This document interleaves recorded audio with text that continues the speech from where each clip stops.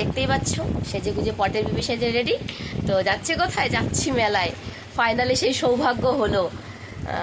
সেই মানে 10-12 বছর পর, মানে বিয়ের পর প্রথম এই আমার বাড়ির সামনে যে রাজবাড়ি মেলা হয়, মানে মনসা পুজোর মেলা হয় রাজবাড়িতে, ওখানে এত বছর পর ফার্স্ট আমি যাচ্ছি। আর আমার কর্তামশাই বলে লাইফে ফার্স্ট, মানে এত বছর থেকে এখানে আছে, কোনোদিনও যাওয়া হয়নি। তো যাই হোক, কোনো রকম কোনোভাবে প্ল্যানিং ছিল না, হুট করেই মানে প্রোগ্রাম হলেও হঠাৎ করে ফোন করে বললো তো মেলায় যাবা। প্রথমে না করে দিলাম, তারপর আবার রেডি হলাম। কি মনে হলো যে কটা ভিডিও করতে হবে, কটা ফটোও তুলতে হয়, কি করব, তাছাড়া তো সুযোগ পাই না। তাহলে ঠিক আছে, এই সুযোগ কি ছাড়া দেয়? প্রথমে না করে দিলাম, ফোন করে যে যাবো না, পরে আবার ফোন করে বললাম যে হ্যাঁ যাবো, ঠিক আছে চলো, ব্যাস ওই আর কি, যেমনি কথা তেমনি কাজ। তাড়াতাড়ি করে দোকান থেকে বাড়ি চলে এলাম, এসে রেডি হয়ে গেছি। এই দেখো আমাকে কেমন লাগছে। কর্তামশাই এখনো রেডি হয়নি, এখন দোকান থেকে কেবল আসছে, এখন স্নানে যাবে, স্নান করে তারপরে বেরিয়ে পড়বো। আমাকে কেমন লাগছে অবশ্যই কমেন্ট করে জানিও। আর মেলাতে কি কি হয়, কীরকম হয় আমি নিজেও জানি না, তোমাদের সাথে শেয়ার করবো।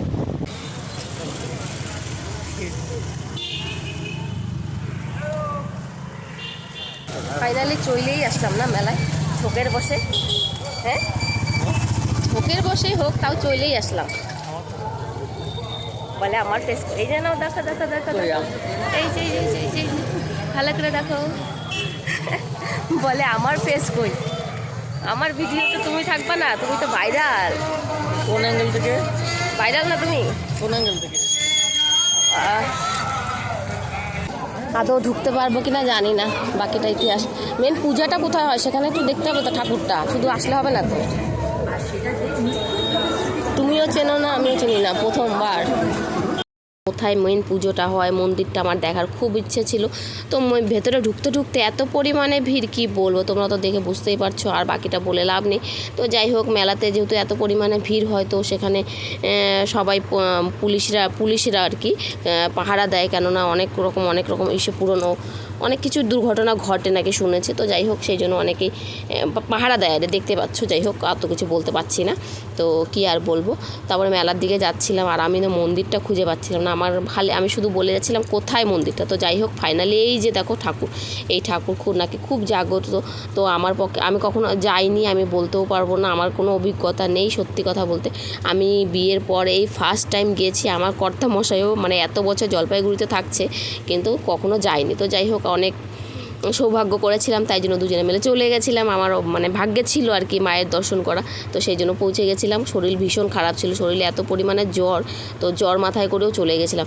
আর ভেতরে ঢুকতে না ঢুকতে এত পরিমাণে বৃষ্টি, কি বলবো, দুঃখের কথা বন্ধুরা। দেখো আমি কিচ্ছু করতে পারি। এই যে একটা দোকান দেখতে পাচ্ছ, এই দোকানে ব্যাস এই কটা জিনিস দেখতে দেখতে এত পরিমাণে বৃষ্টি চলে আসলো, ওই দোকানেই ঠাই মেরে দাঁড়িয়েছিলাম, ব্যাস দোকানেই মানে 1 ঘন্টার মতো দাঁড়িয়ে থেকে বাড়ি চলে এলাম। কি বলবো, একটা কিছু কিনতে পারিনি, একটা কিছু করতে পারিনি, এত পরিমাণে বৃষ্টি। মানে কি বলবো, ভগবান মানে চাইছিল না যে আমি মেলাতে ঘুরি। এত বড় মেলা, এত সুন্দর মেলা, মানে কি বলবো, অনেক কিছু ঘোরার ছিল, অনেক কিছু দেখার বাকি ছিল, অনেক কিছু কেনাকাটার বাকি ছিল, কিন্তু কিচ্ছু করতে পারিনি এই বৃষ্টিটার জন্য। বৃষ্টি বাবাজিটা কেন আসলি তুই, পরেই আয়, আমি মেলাটা ঘুরে চলে আসি, তারপরে বৃষ্টিটা তুই নাম। তা না, ও আমি মেলাতে ঢুকতে না ঢুকতেই ব্যাস শুরু হয়ে গেল। আর আমি এখানে জিনিসের দাম দর করছিলাম, এই দোকানে সব কিছু নাকি 50 টাকা। তো বেশ কিছু জিনিস পছন্দ হয়েছিল, কেনাকাটা করব, এত পরিমাণে বৃষ্টি, কি বলবো, মাথা খারাপ হয়ে যাচ্ছিলো। যাই হোক, এই যে মেলা থেকে বৃষ্টিটা কমার পর ঠেলতে ঠেলতে আমার কর্তামশাই গরুর মতন নিয়ে চলে আসছে, বলে চলো চলো চলো। আর আমার কর্তামশাই শুধু আমাকে ঠেলেই যাচ্ছে, বলে সাবধানে থাকো, ভিড় ভাড়টা কি হচ্ছে তোমরা একটু দেখে নাও, কি পরিমাণে বৃষ্টি।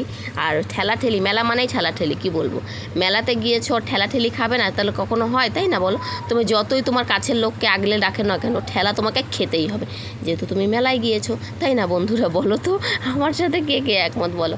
মেলা মানেই ঠেলা খাও, আমার কর্তামশাই আমাকে বারবার একই কথাই বলছিল। তো যাই হোক, দেখো কী হারে বৃষ্টি হচ্ছে, কি বলবো। বৃষ্টি বাবাজি, তুই আমার সব কিছু পণ্ড করে দিলি, কারণ আমি কিচ্ছু কেনাকাটা করতে পারলাম না, কিচ্ছু করতে পারিনি, কিচ্ছু মানে আমি ঘুরতেই পারিনি, বেকার আমি মেলাতে গিয়েছি, খুব আফসোস করেছিলাম। তারপরে কর্তামশাই ওখানে মেলার মধ্যে দাঁড়িয়ে বলছো, ঠিক আছে মেলাতে তো ঘুরতে পারলে না, তো আমি তোমাকে নেক্সটে আবার নিয়ে আসবো মেলাতে। তা যাই হোক, ভেবেছিলাম হয়তো সত্যি নিয়ে যাবে, কিন্তু আর নিয়ে যায়নি বন্ধুরা, জানো তো, মেলাতে আর নিয়ে যায়নি। কর্তামশাইয়ের সময়ই হচ্ছে না মেলাতে নিয়ে যাওয়া। তো যাই হোক, মেলাটা হয়তো চলে গেছে, কি আর বলবো। তো মেলাতে গেছিলাম, এই যে কর্তামশাই ভিজে স্নান, কাক স্নান। আর এই যে পাশের মেয়েটাকে দেখতে পাচ্ছ, এই মেয়েটা না বড্ড জ্বালাতন করছিল আমাকে কিছুতেই ভিডিও করতে দিচ্ছিল না। তারপর লাস্টে ভাবলাম দাঁড়া, তোকে আমি ক্যামেরা বন্দি করব, তুই আমাকে ভিডিও করতে দিচ্ছিস না। আর আমার বরের পাশে দাঁড়িয়ে আছিল, জানো, বরের পাশেই দাঁড়িয়ে মুচকি মুচকি করে হাসছিল। তাই ভাবলাম বর বাবাজি তো ভালোই পেয়েছে, তাহলে একটু আমি কিছু একটা ব্যবস্থা করি, তাই ভিডিও করে ওকে রেখে দিয়েছি। একটা ছোটো রিল ভিডিও দিয়েছিলাম। তো যাই হোক, কী আর বলবো, যেখানে দুঃখের স্বরে ঘাড়ে মাথা রেখে বলছিলাম, কী কষ্ট আমার, আর ভাল লাগছে না, কী বলবো। আর এই যে মেয়েটা দেখো আমার বরের পাশে দাঁড়িয়েছে। তো যাই হোক, ভিডিওটি কেমন লাগলো, মজা করলাম, কেউ কিছু মনে করো না। সবাই ভালো থেকো, সুস্থ থেকো, টাটা। আর আমার দুঃখের মেলা দুঃখেই রয়ে গেল। কি কব বন্ধুগণ, দুঃখের কথা কি আর কইতাম না, থাক কমো না।